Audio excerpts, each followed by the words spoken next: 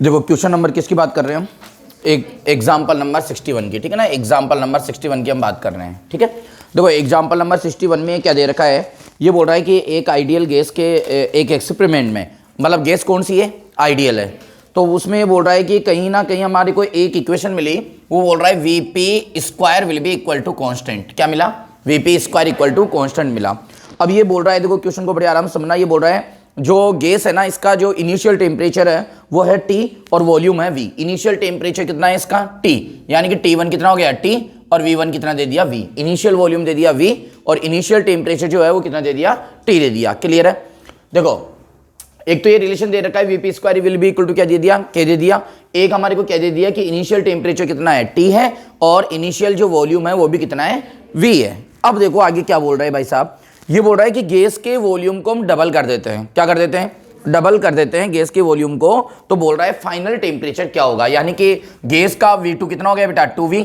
तो ये बोल रहा है कि T2 बताओ कितना होगा। ये वाला क्वेश्चन दे दिया, बड़ा अच्छा क्वेश्चन है, कोई डाउट वाली बात नहीं है, बड़े आराम से आप ध्यान दें। देखो आप यहां देख पा रहे हो VP square will be equal to constant हमें दे रखा है। हमें बोल रहा है कि T1 इतना है, V1 इतना है, T2 आप बताओ V2 इतना है। V2 क्या हो गया, V1 का क्या हो गया, डबल हो गया। क्लियर है। अब हमारे को यहां पर पहली बात तो कुछ भी समझ में नहीं आ रहा। कैसे समझ में नहीं आ रहा, हमें ये तो पता लग गया कि वॉल्यूम चेंज हो रहा है, हमें ये भी पता लग गया टीवी क्या हो रहा है, चेंज हो रहा है। तो हम प्रोसेस के बारे में तो नहीं बता सकते कि प्रोसेस कौन सा है, क्योंकि टी चेंज हो रहा है, आइसोथर्मल नहीं हो सकता। वी चेंज हो रहा है, वो आइसोकोरिक नहीं हो सकता। पी के बारे में कुछ आइडेंटिफिकेशन दिया ही नहीं, तो आइसोबारिक भी नहीं हो सकता, क्योंकि दिया ही नहीं ना, कैसे आइडेंटिफाई करें। लेकिन आप ये देखो इनडायरेक्टली पी दे रखा है कि पी भी चेंज हो रहा है। पूछो कैसे, यहां से देखो वीपी स्क्वायर इक्वल टू क्या दे रखा है, के। तो बताओ पी निकालेंगे तो बोलो वी कहां जाएगा, डिवाइड में जाएगा। अरे यस और नो। तो बताओ जब पी स्क्वायर में कैलकुलेट करूंगा तो ये वी कहां आएगा, डिवाइड में। अब बताओ वी बदलने पर पी बदलेगा, नहीं बदलेगा। यानी कि पी भी चेंज हो रहा है, वी भी चेंज हो रहा है, टी भी चेंज हो रहा है। ये कोई सा भी प्रोसेस नहीं है।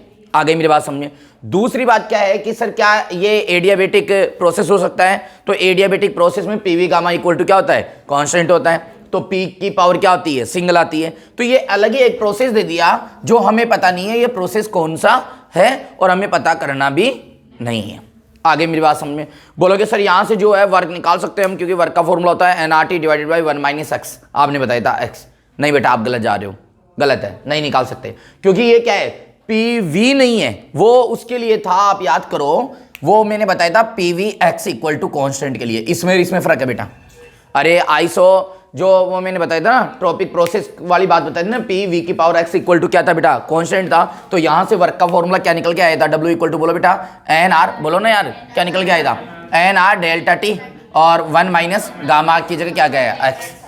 अरे यार गलत बोला क्या यार मैंने, सर ये क्यों बता रहे हो, यहाँ इसका क्या लेना देना है बेटा। हर एक क्वेश्चन को मैंने क्या बोला, ये हमारे लिए प्रश्न नहीं है, हमारे लिए क्या है, कॉन्सेप्ट है। हर एक प्रश्न में हम किस प्रकार से कंफ्यूज हो सकते हैं वो हमारे को पहले ही क्लियर होना चाहिए। हमारे को जल्दी से देखते ये लगेगा यार कुछ ऐसा होगा, क्योंकि हम इसको ये प्रोसेस मान बैठेंगे। और डब्लू अगर मान लो सपोज डेट इसमें डब्लू नहीं पूछा, डब्लू पूछता, क्या पूछता बेटा, डब्लू पूछता, तो हम ये वाला फॉर्मूला लगा बैठते, जो कि गलत जाता। क्यों, क्योंकि ये फॉर्मूला किसके लिए है बेटा, पीवी पावर एक्स के लिए। PV gamma equal to constant होता है, वैसे पीवी की जो पावर है वो क्या होती है, कांस्टेंट होती है। अब समझो सर अगर मान लो यहां वर्क पूछ लेता तो हम कैसे निकालते हैं बेटा, सिंपल सी बात है, वर्क पूछता तो और डेटा हमें देता जिससे हम वर्क निकाल पाते। आप ये मान के चलो कि कोई भी पर्सन देगा तो वो या तो 5 प्रोसेस में देगा, कितने प्रोसेस में देगा, 5, या फिर अलग प्रोसेस देगा तो उसका कुछ एडिशनल डेटा हमारे पास में गिवन होगा। अब यहां ये बताओ कि सर चलो ठीक है, यहां तो वर्क नहीं पूछा, जो डेटा दिया है T2 हम कैसे निकालेंगे। देखो T2 के लिए हमें नया रिलेशन बिल्ड करना पड़ेगा। क्या करना पड़ेगा, नया रिलेशन बिल्ड करना पड़ेगा। कहीं सारी चीजें हमारे पास बनी हुई है, जैसे कि हम बात करें, सुनना, हमारे पास में एक आइडियल गैस इक्वेशन होती है, पीवी इक्वल टू बोलो क्या, nRT। हमें पता है यहां से क्या क्या रिलेशन बने रखे हैं। जैसे अगर आइसोकोरिक होता, बोलो कौन सा होता, आइसोकोरिक होता, आइसोकोरिक होता तो हम बोलते P1 T1 equal to P2 T2। ये आइसोकोरिक के लिए बना हुआ है। किसके लिए बना हुआ है, आइसोकोरिक। आइसोकोरिक कैसे, V कांस्टेंट है, एनआर कांस्टेंट है, सारा कांस्टेंट है, तो P डायरेक्टली प्रोपोर्शन क्या हो गया, T को नीचे लाओगे तो P अपॉन T क्या हो गया, कांस्टेंट। क्या गलत बोला क्या मैंने। अब बताओ ये रिलेशन बना हुआ है। अब इसमें से 4 में से 3 देगा, एक पूछेगा। मेरी बात समझ में आ गई बेटा। इसी प्रकार से मान लो वो आइसोबारिक दे दे, हमें क्या दे देता बेटा, आइसोबारिक दे देता, तो आइसोबारिक के लिए रिलेशन बन रखा है V1 T1 equal to V2 T2। ये लो, ये आइसोबारिक के लिए रिलेशन बन रखा है। अरे मेरी बात समझ में आ रही है ना बेटा। अगर वो आइसोथर्मल दे देता, बोलो क्या देता बेटा, आइसोथर्मल, तो उसके लिए रिलेशन होता है P1 V1 equal to P2 V2। अब बताओ ये यहां से निकाल लेते, लेकिन यहां पर कोई सा भी प्रोसेस नहीं दिया तो इसके अंदर हमें रिलेशन पता नहीं है। इसका मतलब यहां एक नया रिलेशन मुझे क्या करना पड़ेगा, बिल्ड करना पड़ेगा। बोलो बात समझ में आ गई? बोलोगे सर यहां तक तो कोई डाउट नहीं है। अब सुनना ध्यान से, देखना बेटा मैं कैसे बिल्ड कर रहा हूं। हमें बताया पीवी इक्वल टू, बोलो क्या आती है, NRT। बोलो यस और नो बेटा। अब मुझे एक चीज बताओ यहां पर तुम सब लोग, देखो रिलेशन किसके बीच में निकालना है हमारे को, बोलो। इस एक टाइप मान लो इसको बेटा, क्या मान लो, ये टाइप मान लो इसको, टाइप ऐसे क्वेश्चन का एक मेथड मान लो इसको, मेथड, इसको क्वेश्चन मत मानो आप, क्या मानो इसको, एक तरह से मेथड मान लो बेटा इसको, ये मेथड हो गया। ऐसे क्वेश्चन कभी भी आ जाए तो कोई सा भी क्वेश्चन आ जाए, आज तो यहां आपको P और V देके T और V में रिलेशन पूछा है, यहां अदर देके अदर में रिलेशन पूछ सकता है, तो आप टाइप मानो। आपको क्या करना है, आइडियल गैस इक्वेशन लगानी है। बोलो क्या लगाना है, आइडियल गैस इक्वेशन। आपको ये देखना ना कि रिलेशन किसके बीच में बिल्ड करना है, तो बताओ किसके बीच में बिल्ड करना है। बोलोगे सर T और V के बीच में। बोलो किसके बीच में, T और V के बीच में। तो T और V के बीच में अगर रिलेशन बिल्ड करना है तो आप एक काम करो, इस इक्वेशन में T और V को रखो, बाकी जो नहीं है जिसके बीच में रिलेशन बिल्ड नहीं करना उसको क्या कर दो, आप रिप्लेस कर दो, उसको क्या कर दो, रिप्लेस। बताओ कौन बचा हुआ है हमारे पास, थर्मोडायनेमिक्स कोऑर्डिनेट कितने होते हैं, 3। बोलो क्या क्या, P V T, pressure volume और टेम्परेचर। अब बताओ वॉल्यूम और टेम्परेचर तो आ रहा है, बताओ क्या बचा हुआ है, प्रेशर। यानी कि यहां से हम किसको गायब कर देंगे, प्रेशर को। प्रेशर को रिप्लेस कर दो गिवन इक्वेशन से, किससे, गिवन इक्वेशन से। रटना नहीं है, मैंने बोला जिस दो के बीच में रिलेशन पूछे ना उसको रख लो। अरे जो दो के बीच, क्योंकि जो हमारे पास टोटल कितने हैं, 3 है, जिन दो के बीच में रिलेशन पूछे उनको रख लो, और तीसरे की वैल्यू कहां से निकाल लो आप, गिवन इक्वेशन से। तो बताओ किसको गायब करूंगा मैं, P को। करो बताओ P क्या आ जाएगा बताओ। तो यहां पर P की जगह मैं ले सकता हूं K root K upon root V। अरे P की जगह ये लिख सकता हूं क्योंकि आपको पता है बेटा P square will be equal to क्या आएगा, K बाई V। तो P इक्वल टू क्या हो जाएगा, K अपॉन V रूट, या अलग अलग लिख लो। अच्छा रूट के से में कोई फर्क नहीं पड़ेगा क्योंकि ये तो क्या है, कांस्टेंट है। अब बताओ यहाँ इधर क्या बच गया, V। अरे यस और नो। और बताओ क्या हो गया, NRT। अब बताओ कहीं P दिख रहा है क्या इसके अंदर, बोलोगे सर कहीं भी नहीं दिख रहा, केवल हमें क्या दिख रहा है, V और T दिख रहा है। अब V को एक जगह सोल्व कर लो। आपको बताया ऊपर V को मैं रूट V लिख सकता हूँ। अरे V को लिख सकता हूँ ना बेटा, तो एक रूट V से एक रूट V कट जाएगा। अरे एक ही जगह सोल्व कर दो ना, कोई दिक्कत नहीं है ना बेटा। देखो V को रूट V लिखूंगा मैं, एक रूट V से एक रूट V कट जाएगा। तो बताओ यहाँ क्या जाएगा, root K root V equal to NRT। बोलो बात समझ में आ गई कि नहीं आ गई। ये एक रिलेशन हमारे पास में क्या हो गया, बिल्ड हो गया। बोलो यस और नो। अब इसको दो जगह में अप्लाई कर देता हूँ, एक तो 1 के लिए और एक 2 के लिए। अब सुनो ऐसे देख लो, चाहे ऐसे, कोई दिक्कत वाली बात नहीं है। रूट के क्या है यहाँ पे, कांस्टेंट, NR क्या है, कांस्टेंट। तो मैं ऐसे लिख सकता हूँ रूट V डायरेक्टली प्रोपोर्शनल क्या हो गया, T। अरे यस और नो। तो बताओ यहां से जो रिलेशन निकल के आएगा, root V upon T will be equal to क्या आ गया, कांस्टेंट। अरे यार क्या गलत लिखा है क्या, मैंने रिलेशन बना लिया ना यार, रिलेशन, नया रिलेशन बिल्ड कर लिया। नए रिलेशन को मैंने कैसे बिल्ड किया, ये बात समझ में आई कि आपके, सर बिल्कुल परफेक्टली समझ में आ गई प्यारे बच्चों। अब मुझे बताओ, आप पूछो सर अब क्या करना है, root V1 divided by T1 will be equal to क्या हो जाएगा, रूट V2 अपॉन T2। बताओ ये नया रिलेशन जो बना दिया, समझ में आ गया क्या। अब बताओ मेरे को कितनी चीजें दे रखी है बेटा, 4 चीजें हैं, 3 दे रखा है, 1 पूछा है, बड़े आराम से निकल जाएगा। तो बताओ रूट V, अब बताओ यहां पर वैल्यू रख दो, रूट V कितना है बेटा, V, ये तो रूट V। अरे यस और नो। T1 कितना है बेटा, T है, और रूट V2 कितना है बेटा, 2V। अरे V2 कितना है, 2V, और इधर क्या है बेटा, ये क्या आ जाएगा, T2 कितना है, T2 तो पूछा। अरे यस और नो। अब बताओ ये यहां से निकल जाएगा, नहीं निकल जाएगा। तो हमारे पास में एक तरह से T2 को इधर ले लो बेटा। तो बताओ T2 को इधर लूंगा तो बोलो कितना जाएगा, रूट 2V। अरे T2 को इधर ले लिया, तो बताओ रूट V कहाँ जाएगा, नीचे, और T किधर जाएगा, मल्टीप्लाई में। अरे यार प्यारे बच्चों देखो T2 इधर आ गया, ठीक है, और रूट V कहाँ आएगा बेटा, नीचे आएगा। अरे यस और नो।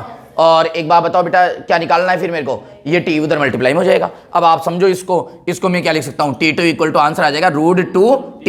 ये आंसर आ गया, मतलब कि जो फाइनल टेम्परेचर है वो क्या हो जाएगा, रूट 2 टाइम्स हो जाएगा किसका, इनिशियल टेम्परेचर का। बताओ ये लॉजिकल बात पूरी समझ में आ गई क्या बेटा, कोई डाउट नहीं है। चलो कॉपी करो।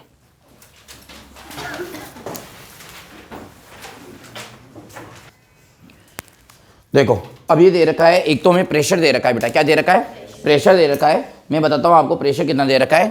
P की वैल्यू इसने गिवन कर दी 4 × 10⁵ पास्कल, है ना बेटा। बोलो प्रेशर की वैल्यू कितनी गिवन कर दी, 4 मल्टीप्लाई 10⁵ पास्कल। एक बात विशेष तौर पे ध्यान दें आप, प्रेशर हमेशा पास्कल में लेना है। पास्कल दे दे या न्यूटन पर मीटर स्क्वायर दे दे, एक ही बात है। न्यूटन पर मीटर स्क्वायर को ही हम क्या बोलते हैं बेटा, पास्कल बोलते हैं। एटीएम दे दे तो उसको हमें किस में कन्वर्ट करना पड़ेगा, पास्कल में कन्वर्ट करना पड़ेगा, ठीक है। वैसे मैं एक बात बताऊं, फिर से मैं कहूंगा, इस चैप्टर में बहुत सारी जगह ऐसा है जहां यूनिट को कन्वर्ट नहीं कर रखे, लेकिन वो तब होता है बेटा, जैसे कि मैंने आपको बहुत बार पहले भी समझाया है, जैसे कि मान लो ऊपर भी क्या आ रहा है, प्रेशर, और नीचे भी क्या आ रहा है, प्रेशर। अब चाहे से आप दोनों जगह एटीएम में ले लो, कोई फर्क नहीं पड़ेगा। लेकिन मैं ये कह रहा हूं कि आप इस कंफ्यूजन में नहीं रहे, क्योंकि वहां पे रेशियो है। आप एटीएम को पास्कल में ऊपर भी कन्वर्ट करोगे, एटीएम को पास्कल में नीचे भी कन्वर्ट करोगे, तो जो कन्वर्जन आया वो ऑटोमेटिकली क्या हो जाएगा, कट जाएगा, चाहे से आप एटीएम लो, चाहे से आप पास्कल लो। केवल और केवल रेशियो में मैंने आपको क्या बताया, टेम्परेचर पे जरूर फर्क पड़ता है। किस पे फर्क पड़ता है बेटा, टेम्परेचर पे फर्क पड़ता है, इसके अलावा कहीं भी फर्क नहीं पड़ता। और बाकी अगर आपका दिमाग उस लेवल पे नहीं चले तो आप कोई दिक्कत नहीं है ना, सामान्य सी चीज़ें रखो ना, SI में कन्वर्ट कर लो, दिक्कत ही खत्म, गलत होने का चांस ही नहीं है। अपने आप जो कटेगा कट जाएगा, जिसको नहीं कटना नहीं कटेगा। क्लियर है। तो देखो यहाँ पे जो प्रेशर है वो पास्कल में दे दिया, और हमारे को ये बोल रहा है कि इसका वॉल्यूम भी दे दिया। बोलो क्या दे दिया बेटा, वॉल्यूम, 2 मीटर क्यूब वॉल्यूम दे दिया, ठीक है। कितना दे दिया, 2 मीटर क्यूब। बोल रहा है कि इसका ना एडियाबेटिक एक्सप्रेशन करवाते हैं हम, ठीक है ना। एक्सपेंशन होता है कौन सा, बोलो बेटा, एडियाबेटिक। एडियाबेटिक जो है इसका वो क्या होता है बेटा, एक्सपेंशन होता है ना, एक्सपेंशन होता है इसका एडियाबेटिक। मैं नहीं बोल रहा, क्वेश्चन बोल रहा है कि एडियाबेटिक एक्सपेंशन करवाते हैं हम, ठीक है, कोई दिक्कत नहीं, करवाओ। तो ये बोल रहा है कि अगर आप मान लो इसका एडियाबेटिक एक्सपेंशन करवाएं तो इसका जो वॉल्यूम है ना वो क्या हो जाता है, नहीं एक्सपेंशन नहीं हो रहा बेटा, कंप्रेशन करवा रहा है। बोलो क्या करवा रहा है, कंप्रेशन। क्या करवा रहा है बेटा, कंप्रेशन करवा रहा है, एडियाबेटिक कंप्रेशन करवा रहा है। अब बताओ कंप्रेशन में क्या होगा बेटा, वॉल्यूम क्या होगा, डिक्रीज होगा। तो इसको अगर मैं 1 मानूं तो इस बार जो वॉल्यूम आया कंप्रेशन से वो कितना आ गया बेटा, 0.5 मीटर क्यूब। ये क्वेश्चन में दे रखा है कि हम कंप्रेशन करवाते हैं, एडियाबेटिक कंप्रेशन कराते हैं, वॉल्यूम हो जाता है कितना, बोलो 0.5 मीटर क्यूब वॉल्यूम हो जाता है, ठीक है। ये बोल रहा है कि यहां प्रेशर कितना होगा ये आप बताओ, यानी कि ये P1 हो गया और ये क्या हो गया, P2 हो गया। हमें P2 पता नहीं है, तो ये बोल रहा है कि P2 जो है वो आप बताओ कितना होगा, ठीक है ना। ये बोल रहा है मान लो एक तो P2 बताओ, और एक इस पूरे प्रोसेस में वर्क कितना हुआ वो बताओ।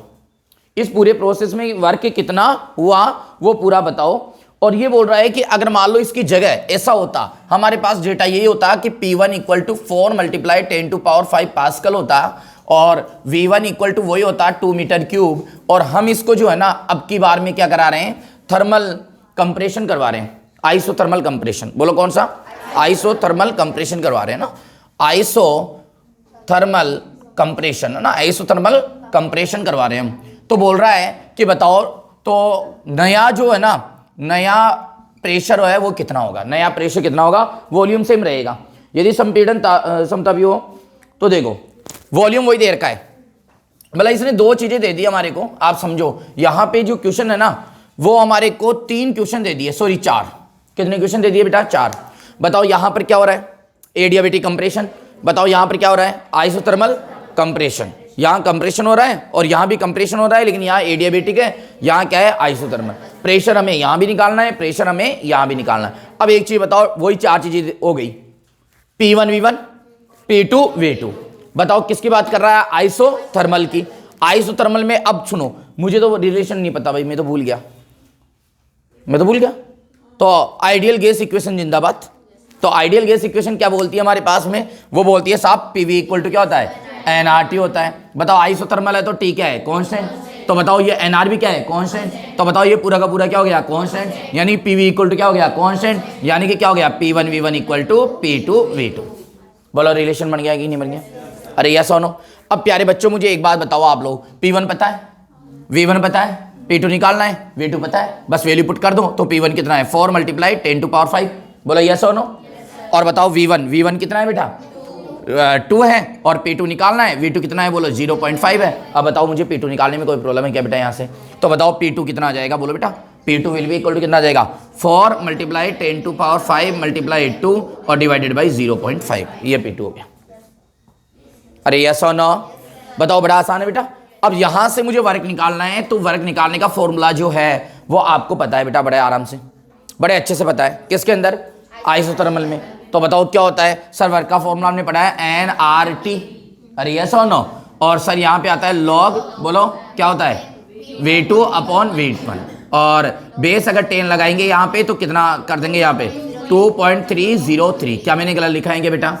यही तो वर्क का फॉर्मूला था। अब बताओ मुझे वर्क निकालने के लिए क्या क्या चाहिए, बोलो बेटा?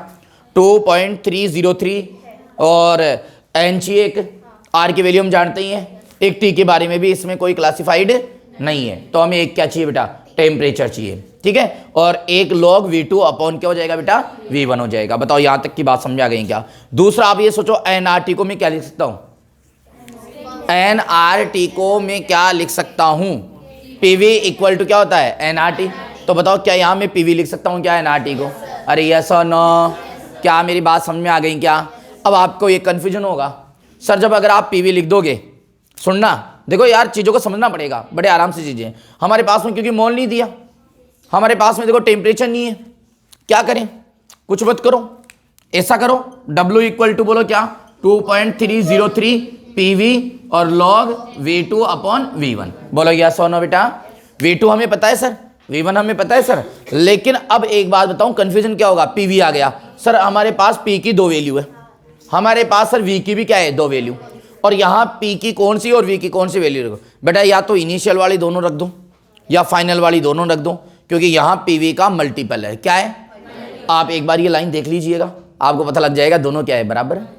कोई सी रख दो, कोई फर्क है नहीं पड़ेगा, चाहे से आप दोनों वैल्यू इनिशियल वाली रख दो, चाहे से दोनों वैल्यू फाइनल वाली रख दो। क्या मेरी बात समझ में आ गई क्या आप लोगों के? तो बताओ इसको सॉल्व कैसे करेंगे, बोलो बेटा? तो बोलोगे सर देखो W इक्वल टू 2.303, अरे यस और नो? अब बताओ बेटा PV क्या हो जाएगा यहाँ पे? PV बोलो बेटा, कौन सा ले? फर्स्ट वाला ले लें? तो बताओ ये दोनों ले लो, तो बताओ कितना हो जाएगा? 8 मल्टीप्लाई 10 टू पावर 5। गलत बोला क्या मैंने?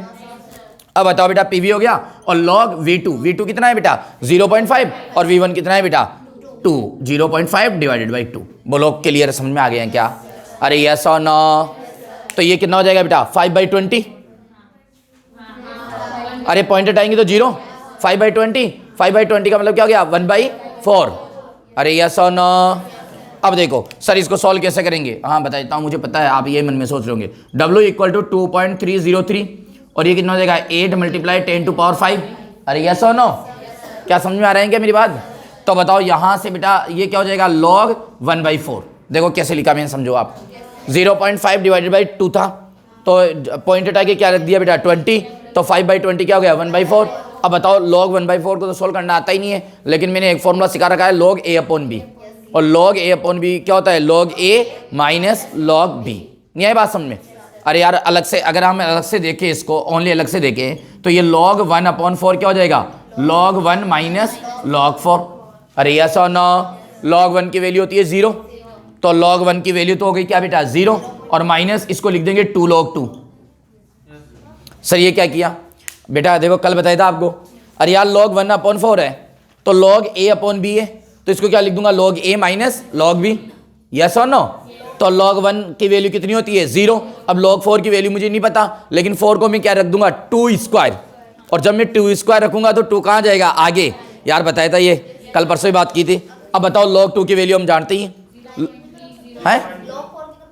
हाँ log 4 की वैल्यू अगर याद है तो डायरेक्ट रख दो आप, लेकिन मैंने कल आपको बताया था log 4 की याद करने की आवश्यकता नहीं है। मैंने बोला log 9 की याद करने की आवश्यकता नहीं है, log 6 की याद करने की आवश्यकता नहीं है। अब log 2 की वैल्यू आपको पता है कितनी होती है? 0.3010। बताओ सॉल्व रख रखा है कि सॉल्व कर लोगे आप? W निकाल लोगे, जूल के अंदर आएगा। बताओ प्यारा क्वेश्चन था कि नहीं था? मस्त क्वेश्चन था, कोई डाउट नहीं है। इधर आ जाओ। अब बताओ सारा जो कंप्रेशन है, पहले तो कौन सा था बेटा? आइसोथर्मल कंप्रेशन था। आज कौन सा कंप्रेशन है बेटा? एडियाबेटिक कंप्रेशन है। तो एडियाबेटिक कंप्रेशन में हमें क्या निकालना है? P2। अब वही देखो 4 चीजें दे दी, 1 2 3 4, लेकिन हम PV में रिलेशन जानते हैं।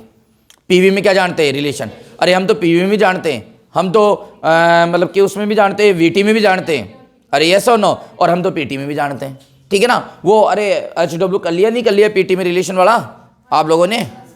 अभी देखता हूँ, देखे अभी पूछूंगा। हाँ देखो सुनो, चारों हैं तो मुझे पता है यहाँ पर P और V वाला रिलेशन काम करेगा, ठीक है ना? तो बताओ PV गामा इक्वल टू क्या होता है? कांस्टेंट। बोलो यस और नो? अब बताओ बेटा यहाँ क्या हो जाएगा, P1 V1 gamma equal to P2 V2 gamma. बोलो यस और नो बेटा। अरे यार P1 V1 कर दिया ना। अब बताओ हमारे पास में यहाँ कितनी चीजें, 5, हाँ 4 नहीं है, दौर और एक गामा भी तो है। कितनी चीजें हैं, 5। 5 में से हमें कितनी चीजें पता होनी चाहिए, 4। तो एक चीज हम निकाल लेंगे। इसका मतलब गामा भी इसने दे रखा होगा या गैस का नाम दे रखा होगा ना, या तो गामा दे रखा होगा या क्या दे रखा होगा, गैस का नाम। गैस, हाँ नहीं गामा दे रखा है क्वेश्चन में, गामा लास्ट में दे रखा है बेटा। गामा की मैंने बोला ना, गामा की वैल्यू दे रखा है 1.4। बोलो कितनी दे रखा है बेटा, 1.4। मुझे बताओ गैस कौन सी है सर, 1.4 दे दिया तो डाई एटॉमिक है सर। ये क्या है, डाई एटॉमिक गैस, हम जानते हैं सर इसको तो, है ना। और डाई एटॉमिक का मतलब है सर, इसको अगर हम उसके अंदर लिखेंगे तो बताओ कितना आएगा, 7/5 आएगा सर। क्या आएगा सर, 7/5 आएगा। अरे यार गामा 7/5 भी तो आएगा ना, 7/5 को सोल्व करते हैं तभी तो क्या आता है, 1.4। और आपको पता है गामा सबसे ज्यादा किसके लिए होता है, मोनो एटॉमिक गैस के लिए। कितना होता है, 1.6, और इसके लिए 1.4, और ट्राई के लिए 1.3। मतलब सबसे कम किसके लिए होता है, ट्राई के लिए। और आपको पता है कि देखो दोनों बातें एक साथ आ रही है, आइसोथर्मल की और एडियाबेटिक की। आपको एक बात बताया, मैंने ग्राफ बताया था आपको। अरे क्या बताया था, ग्राफ। तो ग्राफ में आपको पता है कि नीचे जो ग्राफ आता है वो किसका आता है, एडियाबेटिक का, और ऊपर जो ग्राफ आता है वो किसका आता है, आइसोथर्मल का। बताओ बताया था नहीं बताया था यार। अरे यस और नो, सारी चीज़ें बहुत अच्छे सर। ये क्वेश्चन की आपको पता है मैं एक क्वेश्चन पे टाइम लेता हूँ, उसका कारण क्या है, उसके आसपास का हिस्ट्री बार बार रिवाइज होनी चाहिए। आपका भी पढ़ने का एक तरीका होना चाहिए, उससे क्या है वो चैप्टर क्या हो जाएगा बेटा, क्लियर। क्योंकि हम एक बार पढ़ते हैं, एक बार याद करते हैं, भूल जाते हैं, ये मानव नेचर है, ठीक है ना। लेकिन हम क्वेश्चन के सराउंड में बार बार जाके सोचेंगे ना, कहीं भी एक वर्ड आ गया उसके बारे में आसपास सोचो, इसके बारे में कितनी चीज़ें पढ़ाई हुई है, सारी एक जगह सोच लो, वापस रिकॉल हो गया। फिर जब दोबारा वो वर्ड आए कहीं, फिर आसपास सराउंड का, उसके आसपास का पूरा सोच लो, वापस क्या हो गया, रिकॉल हो गया ना। इसको बहुत अच्छा जो रिकॉल मेथड बोलते हैं। अब बताओ बेटा, इसमें सारा दे रखा है, केवल और केवल किसकी वैल्यू निकालनी है, P2 की। तो सारी वैल्यू पुट कर देंगे हम, और किसकी वैल्यू निकाल लेंगे बेटा, P2 की वैल्यू निकाल लेंगे, नंबर 1। यहां पर एक समस्या आपको आएगी, यहां पे बताऊं समस्या क्या आएगी आपको, क्योंकि आपको क्यूब तक तो सोल्व करना आता है, 1/3 तक तो सोल्व करना आता है आपको, ठीक है ना। क्यूब स्क्वायर तो सोल्व करना आता है आपको। लेकिन समस्या ये है कि सर जैसे कि मान लो 1/5 पावर आ गई, कैसे सोल्व करेंगे, 1/6 पावर आ गई, कैसे सोल्व करेंगे, 7/5 पावर आ गई, कैसे सोल्व करेंगे, 3/5 पावर आ गई, कैसे सॉल्व करेंगे। तो इसके लिए एक तो देखो आपको लॉग मेरे को बताना है, मतलब लॉग की वैल्यू लिखवानी है, और एक ये पावर सिस्टम जो है मैं एक बार सॉल्व करके आपको बता दूंगा। वैसे मैं एक बार बताऊं, परीक्षा के अंदर ऐसी कोई भी पावर आती नहीं है। वैसे तो जनरली बहुत रेयर कंडीशन में आप मान के चलो कि आ जाए, बाकी आती नहीं है। लेकिन फिर भी मैं अलग से एक बार इन पावर को सोल्व करना आपको अलग से मैथमेटिकल पोर्शन लेके, बेसिक लेके वो सिखा दूंगा आपको ना। तो अभी तो क्वेश्चन को वहीं होल्ड कर दे आप, मतलब आंसर को वहीं होल्ड कर दे, मतलब पावर में होल्ड कर ले, है ना। फिर उसके बाद में मैं आपको सिखा दूंगा कि पावर की वैल्यू कैसे हमें निकालनी है ना, और एक लॉग की वैल्यू निकाल दूंगा बेसिक मैथ्स करके। चलो ठीक है सर, बाकी वैल्यू पुट करनी है, बाकी निकाल लोगे आप, कोई डाउट वाली बात नहीं है, ठीक है ना। चलो सुनो, अब मुझे बताओ W निकालना है यहाँ पे। बोलो प्रोसेस कौन सा है भाई, एडियाबेटिक। तो एडियाबेटिक प्रोसेस के लिए क्या होता है, NR डेल्टा T। बोलो 1 माइनस गामा। अरे यस और नो। और एक बात याद रखना बेटा, गामा की जो वैल्यू है ना वो ऑलवेज क्या होती है, गामा की वैल्यू 1 से बड़ी और 2 से छोटी। अरे यार बताया था मैंने आपको, हमेशा 1 माइनस गामा जो आएगा ना वो नेगेटिव में आएगा। 1 माइनस गामा किस में आएगा, नेगेटिव। अब बताओ बेटा डेल्टा T का मतलब क्या है, T2 माइनस T1। लेकिन मेरे पास डेल्टा T नहीं है, तो मैं इसको चेंज भी कर सकता हूँ। आपको पता है NR डेल्टा T को क्या लिख सकता हूँ, NR को बोलो P डेल्टा V। अरे यार NRT इक्वल टू क्या, PV इक्वल टू क्या होता है, NRT। अब एक बात बताओ, इसमें डेल्टा T लग रखा है तो यहाँ क्या लगा देंगे, डेल्टा V। बोलो यस और नो बेटा। और यहाँ पर क्या जाएगा, बोलो 1 माइनस गामा। बोलो क्या जाएगा बेटा, 1 माइनस गामा। नहीं है बात समझ, अरे यस और नो। लेकिन ये ध्यान रखो, इसमें क्या है, क्योंकि प्रेशर भी बदल रहा है ना बेटा, इसको इस प्रकार से लिखो, फॉर्मूले को डायरेक्ट ही P2 V2 minus P1 V1, इस प्रकार से डायरेक्ट ही फॉर्मूले को, 1 माइनस गामा। बोलो बात समझ आ गई क्या, यस और नो। अब बताओ मेरे पास P1 पता है, V1 पता है, P2 पता है, V2 पता है, गामा पता है, W बोलो निकल जाएगा नहीं निकल जाएगा। बस केवल एक समस्या आपको जो है वो गामा की पावर को, मतलब 1 ये आएगी ना पावर, 1.4 पावर आएगी, 1.4 पावर नहीं आएगी, 7/5 आएगी। क्या आएगी, 7/5। बस इसको सॉल्व करना आना चाहिए, बाकी सारा क्या हो गया, कंप्लीट हो गया बेटा। इसको मैं मैथमेटिकली अलग से बेसिक में आपको बता देता हूं। बताओ ये सारा चीज समझ में आ गई कि नहीं आ गई? क्लियर है? कॉपी करो। क्वेश्चन नंबर 63 है ना, ठीक है। देखो बेटा एग्जाम्पल 63 क्या कह रहा है। एग्जाम्पल 63 में समझो, ये बोल रहा है कि हमें ना दो सिंपल दे दिया है ना, अलग अलग प्रकार के। ये हम मेरे पास में दो सिंपल है, ये तो हो गया पहला सिंपल और ये हो गया दूसरा सिंपल। इसके अंदर दोनों सिंपल में गैस भरी हुई है। बोलो क्या भरी हुई है? गैस भरी हुई है। मेरे पास है ना दो सिंपल आ गए और दोनों सिंपल में क्या भरी हुई है? गैस भरी हुई है। बोले कि दोनों जो गैस है ना उनका इनिशियल प्रेशर और इनिशियल वॉल्यूम जो है वो सेम है। दोनों जो सिंपल है उनका इनिशियल वॉल्यूम और इनिशियल प्रेशर क्या है? सेम है। मतलब सेम सिंपल है, ये सेम सिंपल, एक जैसे सिंपल। दो क्यों ले रहे हैं? ये क्या कह रहा है कि एक में है ना, एक में हम आइसोथर्मल कंप्रेशन करा रहे हैं। बोलो कौन सा करा रहे हैं? आइसोथर्मल कंप्रेशन करा रहे हैं, है ना। एक में क्या करा रहे हैं? Isothermal compression. बोल रहा है कि दूसरे के अंदर हम है ना एडियाबेटिक करवा रहे हैं। बोलो कौन सा करवा रहे हैं? एडियाबेटिक, वही कंप्रेशन। आप समझो दो सिंपल है, दोनों के इनिशियल प्रेशर, दोनों के इनिशियल वॉल्यूम, दोनों क्या है बेटा? सेम है। और एक में क्या करा रहे हैं? आइसोथर्मल कंप्रेशन करा रहे हैं और एक में एडियाबेटिक कंप्रेशन करवा रहे हैं। हमने देखा कि जो ही एडियाबेटिक कंप्रेशन कराया तो वॉल्यूम हो गया V/2। बोलो वॉल्यूम कितना हो गया? V/2। और इधर भी वॉल्यूम कितना हो गया? V/2, है ना। तो इसका मतलब एक काम कर सकते हैं कि अब हमारे पास में, क्योंकि दो ही तो प्रेशर आने वाले और दो ही क्या आने वाले? वॉल्यूम आने वाले हैं, तो हम क्या करेंगे यहां पर? हम बोलेंगे कि साहब P1 तो P है और V1 V है। बोलो यस और नो। हम बोलेंगे साहब V2 V/2 है और P2 हमें पता नहीं है। ओके बेटा। इसी प्रकार से हम इधर क्या बोलेंगे? भाई साहब P1 जो है वो P है, V1 जो है वो क्या है? V है। हम इसी प्रकार से यहां बोलेंगे कि V2 जो है वो V/2 है और P2 का हमें कोई अता पता नहीं है। बोलो बात समझ में आ गई क्या? अब ये आपको क्या बोल रहा है? ये यही बोल रहा है कि इसके अंदर प्रेशर निकालो और इसके अंदर प्रेशर निकालो। आपको देख के लग रहा होगा सर ये तो पिछले वाले क्वेश्चन जैसा ही है, थोड़ा बहुत नहीं सर, पूरा वैसा ही है। लेकिन यहां ये चीज नहीं पूछ रहा है। ये बोल रहा है यहां पिछले वाले क्वेश्चन में तो हमें किसी प्रकार का एक डेटा था, यहां हमारे पास में क्या नहीं है? डेटा नहीं है। ये बोल रहा है कि आप दोनों में प्रेशर निकाल के हमें तो ये बताओ कि आइसोथर्मल कंप्रेशन में या एडियाबेटिक कंप्रेशन में किसमें प्रेशर ज्यादा होगा? फाइनल प्रेशर किसमें ज्यादा होगा? तो हम दोनों वैल्यू निकाल लें। यहां डेटा नहीं है, इसलिए थोड़ा सा हमें दिमाग लगा के सोचना पड़ेगा, जो आंसर आएगा उनमें से कौन बड़ा है। आगे मेरा समझे। तो सबसे पहले क्यों नाम P2 निकाल ले दोनों तरफ, और P2 निकालने के बाद हाँ बोलो, कुछ भी नहीं दे रखा, किसी के बारे में कुछ नहीं दे रखा। तभी तो मैंने बोला ना यहां डेटा नहीं दे रखा, गामा भी नहीं दे रखा, हमें कुछ भी डेटा नहीं है। इसका मतलब क्या है? नाम ये पता कि गैस मोनोएटॉमिक है, डाई है या ट्राई है। इसका इसलिए तो मैं सोल्व करा रहा हूं। अगर डेटा दिया होता ना तो मैं डायरेक्ट क्या बोलता, आप सोल्व कर लेना, P2 निकाल के चेक कर लेना। अरे यार जिसकी वैल्यू ज्यादा है वो ज्यादा ही है। अरे यार सुनो, लेकिन यार डेटा वाइज सोचना पड़ेगा आपको। सोचते हैं, कोई दिक्कत नहीं है, बिल्कुल आसान है। देखो कैसे, ध्यान दो सब बच्चे, ध्यान दो बड़ा मस्त तरीके से, आराम से। पहले किसको सोल्व करूं मैं? आइसोथर्मल को सोल्व करते हैं। तो इसके लिए क्या हो जाएगा? P1 V1 equal to P2 V2। बोलो यस और नो। अब मुझे बताओ P1 कितना है? P। V1 कितना है? V। P2 कितना है? पता नहीं। V2 कितना है? V/2। ये लो V से V कट गया, ये लो P2 निकल गया। P2 कितना हो गया? 2P। क्या मैंने गलत बोला क्या यार? बताओ P2 कितना निकल गया भाई साहब? 2P। हाँ इनिशियल प्रेशर दोनों का सेम है, ये बात ध्यान रखना। अब इधर आ जाओ, आप इधर बोलो क्या होगा? PV gamma equal to PV gamma. तो यहां क्या हो जाएगा? 1 और यहां क्या हो जाएगा? 2 बोलो यस और नो। अरे यस और नो। यहां क्या आ जाएगा? 1 और यहां क्या आ जाएगा? 2 अब बताओ P1 बोलोगे सर V, और V1 बोलो सर, बोलो V, और P2 बोलो सर निकालना है, V2 बोलो V/2 और पावर क्या? गामा। अरे यस और नो। निकालना क्या है? P2। अरे क्या निकालना है? P2। तो देखो मैं P2 को किस तरीके से निकाल रहा हूं। P2 इक्वल टू, समझना बेटा, P2 इक्वल टू P तो एजिटीज। अरे यस और नो। P तो एजिटीज हो गया ना यार। मैं क्या निकाल रहा हूं? P2 निकाल रहा हूं। और V की पावर गामा भी एजिटीज। अब बताओ यहां पर क्या है? V की पावर गामा मल्टीप्लाई में, तो ये क्या आ जाएगी? डिवाइड में, ये V की पावर गामा।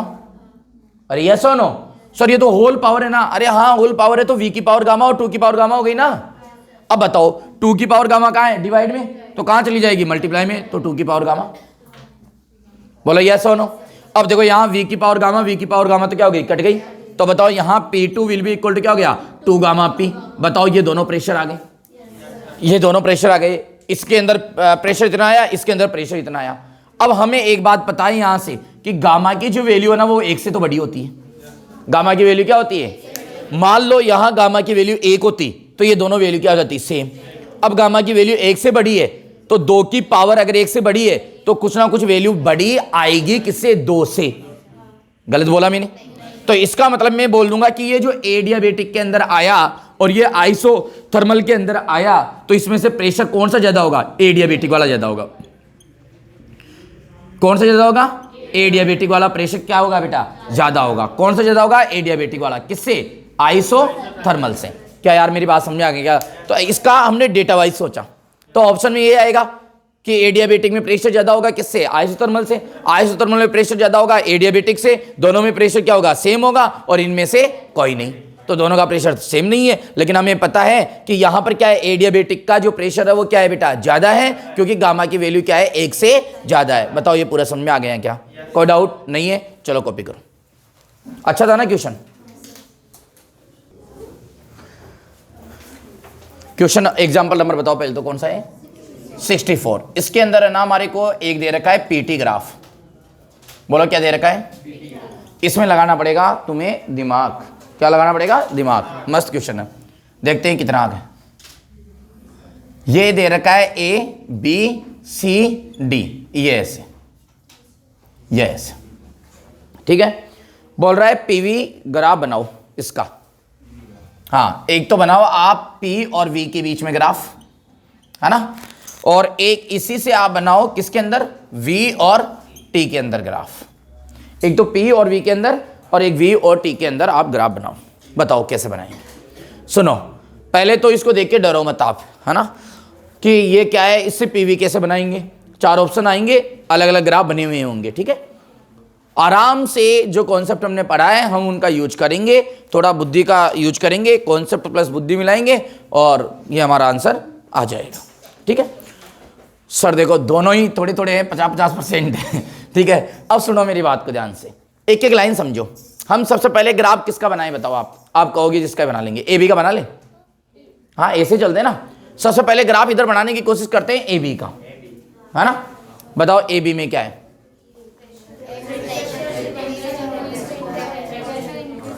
देखो आप ये देखो कि प्रेशर बढ़ रहा है लेकिन टेम्परेचर क्या है? कांस्टेंट है।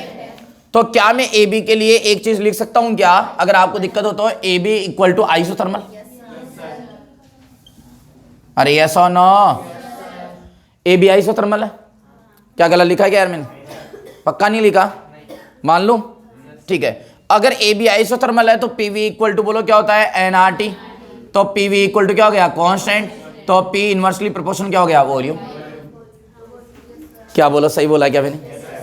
तो मुझे एक बात बताओ, इसका मतलब है एक बढ़ेगा तो दूसरा घटेगा, यानी कि ये क्या हो गया? Inversely proportional. और इनवर्सली प्रोपोर्शनल ग्राफ कैसा आता है? जगह जाहिर बात है इनवर्सली प्रोपोर्शनल ग्राफ कुछ ऐसा आता है। क्या मैंने कोई गलत बना दिया क्या यार? आप ये देखो कि इस ए बी का, आप कोई बोलेगा सर ये लाइन टेढ़ी कैसी हो गई? भाई ये तो मुझे भी नहीं पता टेढ़ी कैसी हो गई। ये कॉन्सेप्ट और प्लस बुद्धि से टेढ़ी हुई है, ठीक है ना। ये ध्यान दो, ये लाइन सीधी थी एकदम, ठीक है ना। ये ए बी का ग्राफ ये है भाई साहब। अब इसमें समस्या ये है कि इसमें एरो किधर लगाए? एरो ऊपर लगाए या एरो नीचे लगाए? समस्या तो ये है। अब तुम बताओ किधर लगेगा? आप ये देखो, सुनो इधर आप ये देखो, ए बी में प्रेशर क्या हो रहा है? बढ़ रहा है। तो इसमें भी प्रेशर क्या होना चाहिए? बढ़ना चाहिए। तो प्रेशर तो तभी बढ़ेगा भाई साहब, ऐसे लगाएंगे, यानी कि ए करेंगे और ये क्या करेंगे? बी करेंगे। तो बताओ बात समझ में आई कि नहीं? यही बात समझ? पक्का? डन? ठीक है। बाकी आप घर पे बना लोगे? बाकी 3 लाइन का है, बाकी 3 लाइन बची हुई है ना अभी, ए बी का ही तो बनाया है। अब बीसी का बताओ। बीसी का देखो, बीसी के अंदर क्या है?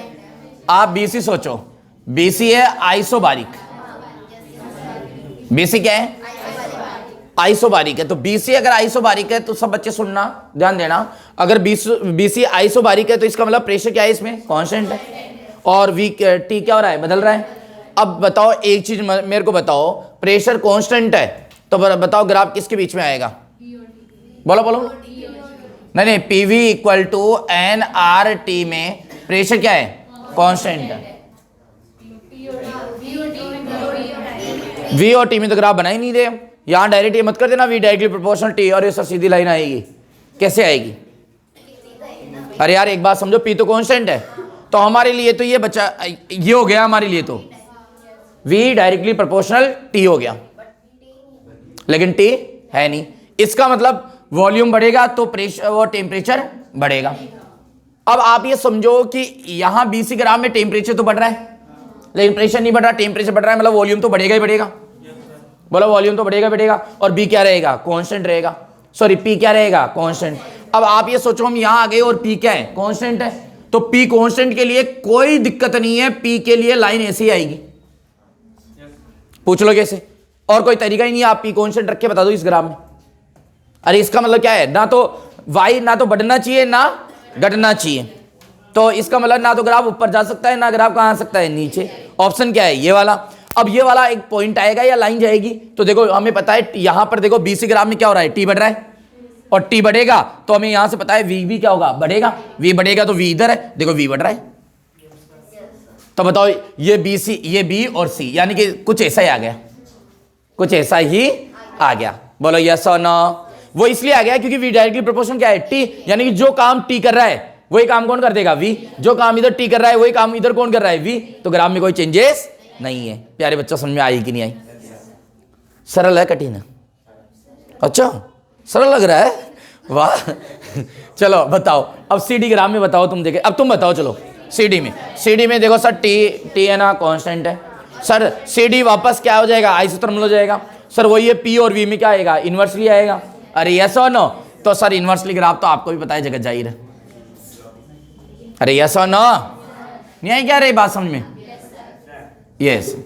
लेकिन सर आप ही देखो यहाँ प्रेशर क्या हो रहा है? घट रहा है। सर प्रेशर को घटा दो, ये लो, ये हमारे पास में क्या गया? डी।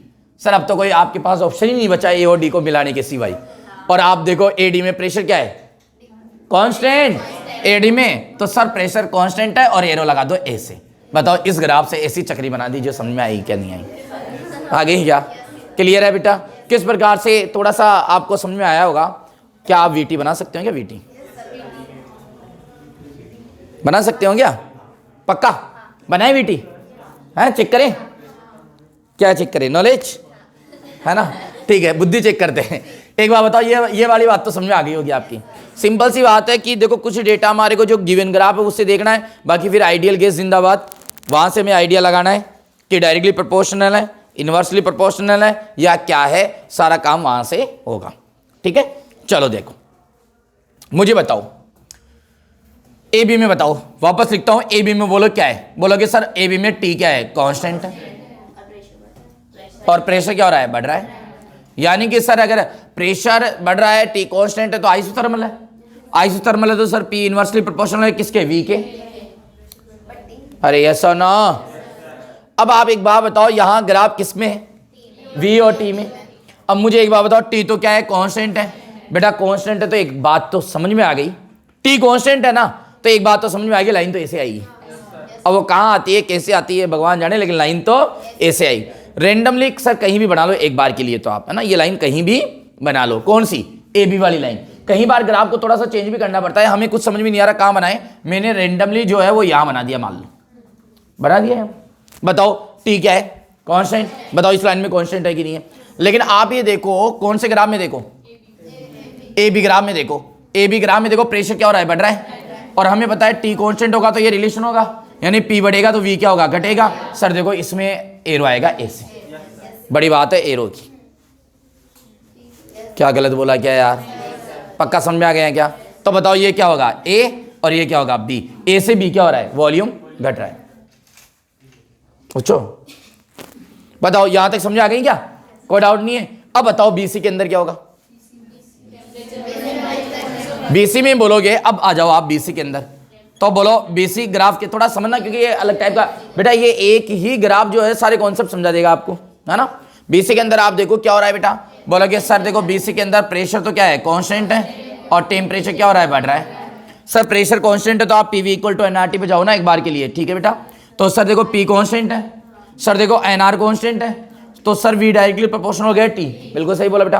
तो सर देखो टी बढ़ रहा है तो वी भी क्या होगा? बढ़ेगा। सर देखो प्रेशर कांस्टेंट है लेकिन टी बढ़ रहा है तो वी भी क्या होगा? बढ़ेगा। बढ़ेगा तो एक बार बताओ वी और टी डायरेक्टली प्रोपोर्शन हो गए, और डायरेक्टली प्रोपोर्शन का ग्राफ तो आप सबको पता है क्या आती है, एक तिरछी लाइन है ना, स्ट्रेट लाइन वी और टी के बीच में ये ग्राफ आएगा। ये देखो ये यहाँ से निकलती हुई ओरिजिन से निकलती हुई एक सीधी लाइन आएगी वी डायरेक्टली प्रोपोर्शन टी। उसको आगे बढ़ाएंगे तो हमें इसे ध्यान रखना वो कहाँ से जाएगी, ओरिजिन से। अब बताओ ये पॉइंट देखो ध्यान से सुनना। अब यहां पर मैंने क्या बोला, थोड़ा बहुत ग्राफ को हमें क्या करना पड़ेगा, चेंज करना पड़ेगा। पूछो क्यों? क्योंकि देखो ये ए से बी है, अब बताओ ये क्या होना चाहिए, बी से सी। अब बताओ ये ए से क्या हुआ, बी, अरे यस और नो। अब बताओ ये क्या होना चाहिए, बी से सी। तो ये लाइन यहां से तो आ ही नहीं सकती, क्योंकि ये हमेशा डायरेक्टली प्रोपोर्शनल लाइन कहां से जाती है, मूल बिंदु से, ओरिजिन से। तो हमें क्या करना पड़ेगा, इसको हमारी मजबूरी है थोड़ा सा क्या लेना पड़ेगा, ए से ऊपर लेना पड़ेगा, ए से। ये ए और ये बी, बोलो पहले वाला कॉन्सेप्ट क्लियर हो ही रहा है, टेम्परेचर कांस्टेंट, और ए से बी क्या हो रहा है, वॉल्यूम क्या हो रहा है, डिक्रीज, और ये बी से क्या आ गया, सी आ गया। देख रहे हो कलाकारी, ग्राफ कैसे बनाया जा रहा है, नहीं आई समझ में? आ तो गई लेकिन होगा नहीं हो जाएगा क्या? अरे यार आप समझे ना, उसको मैंने ऊपर किया। अभी मैंने बोला ना कि कुछ ग्राफ में थोड़ा बहुत हेर फेर, हाँ पैटर्न समझ में आ जाएगा एक बार के लिए, लेकिन उस पैटर्न को बनाए क्या, क्योंकि ग्राफ में तो फुल जगह है ना, तो कंटिन्यू चलना है, ए से बी, बी से सी और सी से डी। अब सी से डी चलेंगे, ए से बी, बी से सी से डी आओ। अब बताओ सी से डी की कहानी बताओ, आप सी से डी की कहानी बताओ। सर देखो सी से डी में प्रेशर क्या हो रहा है, घट रहा है सर, और टेम्परेचर क्या है, कांस्टेंट है। प्यारे बच्चों एक बात बता दो, टेम्परेचर कांस्टेंट है तो स्ट्रेट लाइन आनी है। अब इसमें दिक्कत नहीं है, मैं बताऊं पहला ग्राफ बनाने में ज्यादा दिक्कत है, दूसरा बनाने में और ज्यादा दिक्कत है, तीसरा इजी है, चौथा सबसे इजी है। अब तीसरा इजी क्यों हो गया, सर टेम्परेचर क्या है, कांस्टेंट। एक बात बताओ, टेम्परेचर कांस्टेंट है तो क्या नहीं है, सीधी लाइन आनी है, और सीधी लाइन में भी एक पॉइंट तो हमें पता है सी, तो और एक पॉइंट तो पता है, तो इससे क्या कर दो, सीधी लाइन कर दो, ये लो, कोई समस्या नहीं है। लेकिन आप ये देखो प्रेशर क्या हो रहा है, घट रहा है, प्रेशर घट रहा है, तो हमें पता है टी कांस्टेंट है, तो टी कांस्टेंट होने पर पी इनवर्सली प्रोपोर्शनल होता है किसके, वॉल्यूम के। अब बताओ प्रेशर घट रहा है तो वॉल्यूम क्या होगा, बढ़ेगा। तो बताओ एरो, और जच भी रहा है, हाँ यस यस जच रहा है। अरे देखो चल रहा है ना मस्त तरीके से, नहीं आई समझ में, आ गई? अब बताओ लास्ट क्या है, सीधा, रुक जाओ जरा, सीधा मिलाएंगे सीधा, लेकिन चेक तो करेंगे, सीधे में भी तो ऐसे है ना। सुनो अभी तक तो अपने इसको ऊपर ले जा सकते हैं और ज्यादा, फिर ऐसे मिला सकते हैं, नीचे से ऐसे मिला सकते हैं, इक्वल में ले जाके एकदम सीधा मिला सकते हैं, मिलाने में भी कलाकारी है भाई। अरे यहां पर डी और ए पॉइंट तीन तरीके से मिल सकता है, इसको इक्वल ले जाओ ऐसे मिला दो, ऊपर ले जाओ ऐसे मिलाओ, नीचे रखो ऐसे मिलाओ। कैसे मिलाएंगे सर, देखेंगे देखेंगे, देखो किधर से देखो, बोलो कौन सा ग्राफ, एडी। एडी की विशेषता बताओ, एडी में क्या है, देखो सर सीधी सी बात है, एडी में है प्रेशर कांस्टेंट। प्रेशर क्या है सर, कांस्टेंट है। और आप जानते हो sir PV equal to NRT, हाँ बेटा जानते हो ना, पीवी इक्वल टू क्या, एनआरटी। तो सर देखो प्रेशर कांस्टेंट है, बोलो क्या है, अरे यार प्रेशर क्या है, कांस्टेंट है, तो sir pressure constant, NR constant, तो वी डायरेक्टली प्रोपोर्शन क्या हो गया, टी। अरे यस और नो। तो और सर देखो यहां पर क्या हो रहा है बताओ, टेम्परेचर क्या हो रहा है, डिक्रीज हो रहा है, तो वॉल्यूम भी क्या होगा, डिक्रीज होगा। अब बताओ क्या होगा, इसको कैसे मिलाएंगे बताओ,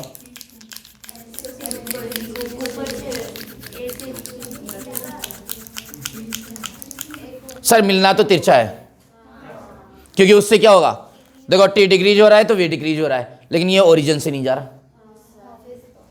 फिर कैसे करेंगे,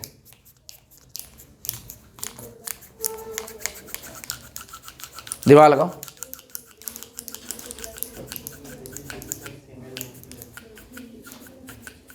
अरे भाई देखो दोनों ग्राफ कहां से जानी चाहिए, ओरिजिन से जानी चाहिए, क्योंकि वी डायरेक्टली प्रोपोर्शन क्या है, टी है। अब दो ग्राफ को हम ओरिजिन से कैसे भेजें,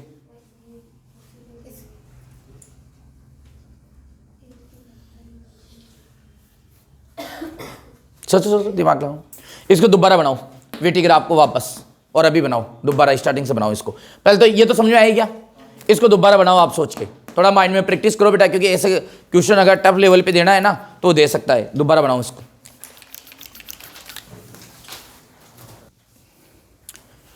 देखो मैं फिर से क्या बता रहा हूं आपको कि एग्जाम में तो जो है ना वो ऑप्शन आएंगे, तो ऑप्शन में तो क्या है बेटा, ये इजी पड़ेंगे ग्राफ है ना, क्योंकि एक भी लाइन देख ली तो हमें पता लग जाएगा। बहुत सारे ऑप्शन तो वैसे हमारे क्या हो जाएंगे, डिलीट हो जाएंगे ना। अब यहाँ पे देखो हमने ग्राफ प्रॉपर बिल्कुल सही बनाया, हमारे पास समस्या क्या आ रही है, हमने सारी लाइन बना दी, यहाँ भी क्या आनी है, एक स्ट्रेट लाइन, ये दोनों मैच होने हैं, ठीक है। और हमें पता है इधर क्या है, v है और इधर क्या है, t है, लेकिन हमें पता है v डायरेक्टली प्रोपोर्शन क्या है, t है। तो डायरेक्टली प्रोपोर्शन का ग्राफ हमेशा कहाँ से जाता है, ओरिजिन से जाता है। समस्या ये आ गई कि दोनों लाइन कहाँ से जाएगी, ओरिजिन से जाएगी। इसको हम मॉडिफाई करेंगे, क्या करेंगे, मॉडिफाई। देखो कैसे कर रहे हैं, अब समझना आप। हम इसको अब उल्टे तरीके, मैंने क्या बोला, कई बार ग्राफ में क्या करना पड़ेगा, थोड़ा थोड़ा मॉडिफाई करना पड़ेगा। हालांकि वो हम क्योंकि प्रॉपर ग्राफ बना रहे हैं इसलिए मॉडिफाई करना पड़ रहा है, वहां तो हमें ऑप्शन में ग्राफ बने हुए आएंगे।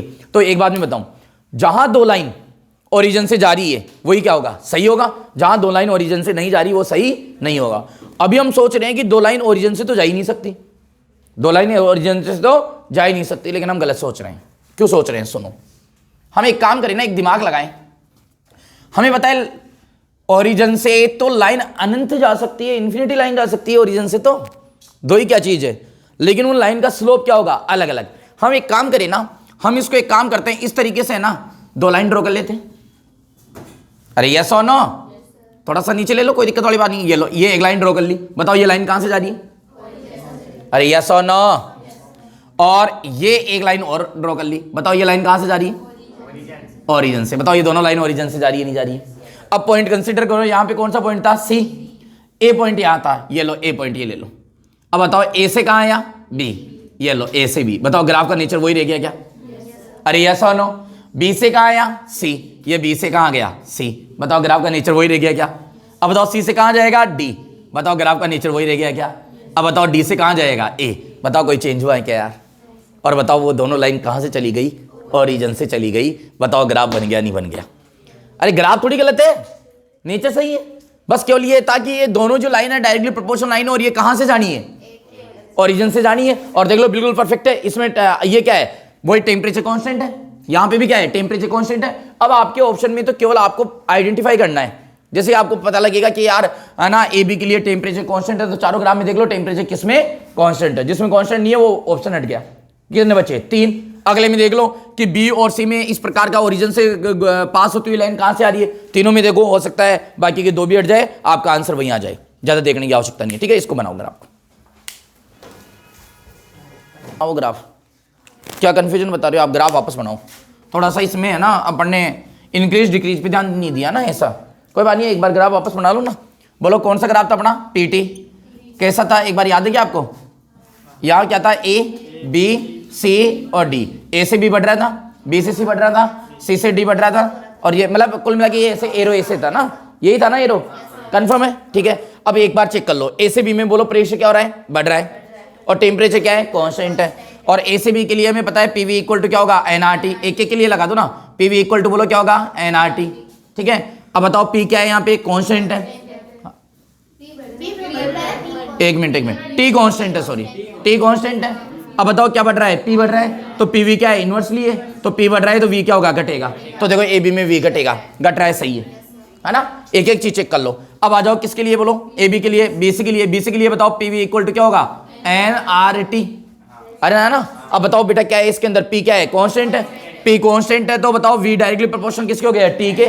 यानी कि टी बढ़ेगा तो वी भी क्या होगा, बढ़ेगा। लेकिन बी सी के लिए टी बढ़ रहा है तो वी भी क्या होगा, बढ़ेगा।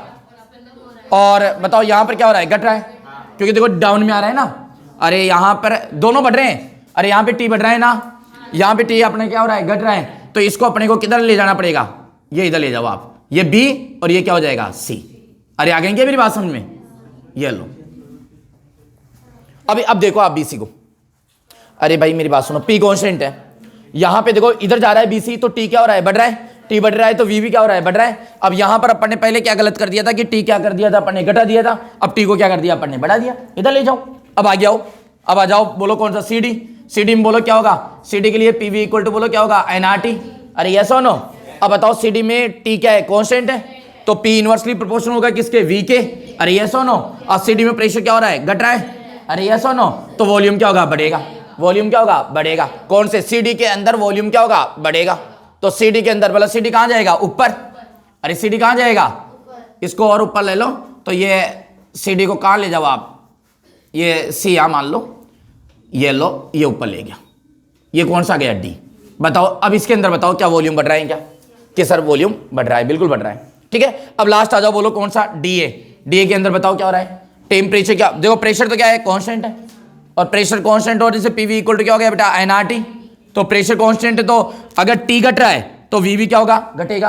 अरे यही हो रहा है क्या, टी घट रहा है तो वी भी क्या होगा, घटेगा। तो ये ऐसे जाएगा, देखो टी घट रहा है और वी भी क्या हो रहा है, घट रहा है, मतलब ग्राफ ये वाला बन जाएगा। इसको करेक्ट कर लो बेटा, ये ऐसे बन जाएगा।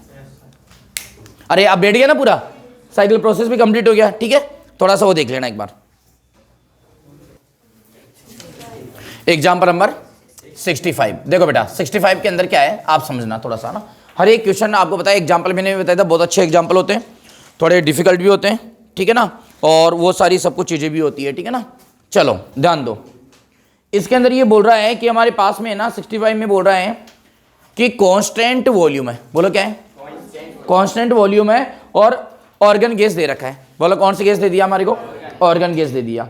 ये बोल रहा है कि इसकी स्पेसिफिक जो हीट है ना, स्पेसिफिक हीट जो दे रखी है वो S इक्वल टू दे रखी है हमारे को, देखो कितनी दे रखी है, 0.075। बोलो कितनी दे रखी है, 0.075 किलो कैलोरी। बोलो कितनी दे रखी है, किलो कैलोरी। और देखो ये किस में दिया है, अच्छा केजी और केल्विन में दिया है। बोलो किस में दिया है, केजी केल्विन में। बताओ यहां तक बात समझ में आ गई क्या आपके, कोई डाउट नहीं है। क्या है ये, बोलो स्पेसिफिक हीट। आप याद करो स्पेसिफिक हीट का फॉर्मूला मैंने बताया था, delta Q equal to M delta T. याद करो आप, स्पेसिफिक हीट का जो फॉर्मूला होता है वो क्या होता है, delta Q upon M delta T. याद रखना स्पेसिफिक हीट का फॉर्मूला क्या होता है बेटा, delta Q upon M delta T. इसकी यूनिट अगर हम देखें कैलोरी के अंदर, तो कैलोरी और मास को लेते हैं हम ग्राम के अंदर और इसको लेते हैं केल्विन के अंदर, केल्विन या डिग्री सेंटीग्रेड कोई बात नहीं है, ठीक है ना।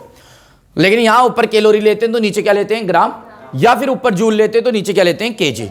इसके अंदर उल्टा हो रखा है, यहां कैलोरी है यहां क्या है, केजी। या तो हम कैलोरी को किस में कन्वर्ट करें, जूल में, या हम क्या करें, ध्यान दो, केजी को किस में कन्वर्ट करें, ग्राम में। अरे यस और नो। लेकिन आपको पता है, आप याद करो, ये तो स्पेसिफिक हीट है। जब हम स्पेसिफिक हीट का कैलकुलेशन करने जाते हैं, वाटर के लिए लेते हैं तो पता है वैल्यू कितनी लेते हैं, 1, और आइस के लिए लेते हैं तो वैल्यू कितनी लेते हैं, हाफ।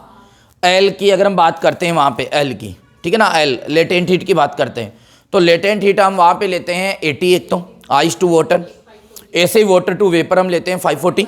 लेकिन ये सारी वैल्यू किस में लेते हैं हम, कैलोरी के अंदर लेते हैं।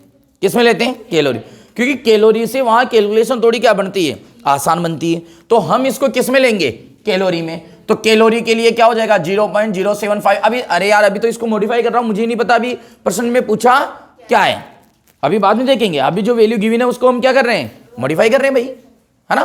तो बोलो 0.0, किलो, किलो का मतलब होता है 1000, और ये क्या आ जाएगी, कैलोरी, और ग्राम क्या हो गया, 1000 ग्राम, और ये क्या हो गया, केल्विन। मस्त मजा इसलिए आ गया। तो यहां से S इक्वल टू कितना हो गया, 0.075, और ये हो गया कैलोरी ग्राम केल्विन। बोलो ये S will be equal to हमारे पास में कितना आ गया, 0.075 calorie per gram, gram Kelvin. बोलो यस और नो। पूछा क्या है ये देखते हैं। गैस कौन सी दी है, ऑर्गन गैस हमारे को दे दी, ठीक है ना। ऑर्गन गैस जानते हो आप, ऑर्गन गैस का जो ही नाम आया हमें पता लग गया कि ये मोनोएटॉमिक होती है। क्या होती है बेटा, मोनोएटॉमिक होती है। जैसे वो होती है ना ये हीलियम गैस, वैसे ये मोनोएटॉमिक गैस होती है, ठीक है ना। चलो आगे बोल रहा है कि ये कौन सी बात कर दी यार, बोल रहा है कि इसका ना मॉलिक्यूलर मास कैलकुलेट करो। ये क्या पूछ लिया भाई, हाँ मॉलिक्यूलर मास पूछ लिया, इसका कुछ अजीब नहीं पूछ लिया।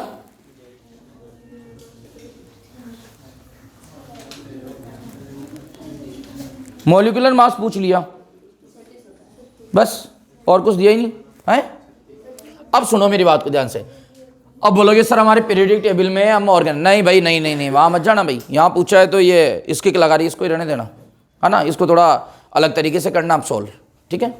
सुनो यहां से अब इसको कैसे सोल्व करेंगे। कई बार ऐसा होता है, क्योंकि मैं आपको बताऊं, अब जो एग्जिट इसका मॉलिक्यूलर मास होता है उसके अलावा मॉलिक्यूलर मास आएगा 101%, ठीक है ना। थोड़ा बहुत डिफरेंट आएगा, और वही एग्जिट वैल्यू चाहिए हमारे को। कैसे निकालेंगे, मस्त रहो आप। मैं एक बात बताऊं, हमें ऑर्गन गैस दे दिया। ऑर्गन गैस क्या है, मोनोएटॉमिक है भाई साहब। जब मोनोएटॉमिक दे दी ना, तो हमें मोनोएटॉमिक का C पता है। मोनोएटॉमिक का क्या पता है, C कितना होता है,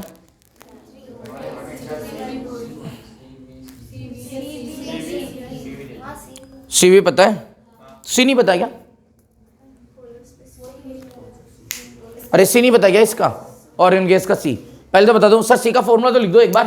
हाँ मैं लिखता हूं, देखो सी का फॉर्मूला होता है delta Q upon N delta T. पहले तो ये ध्यान रखना आप, सी का फॉर्मूला बोलो क्या होता है, delta Q upon N delta T. आगे मेरी बात समझ, ठीक है।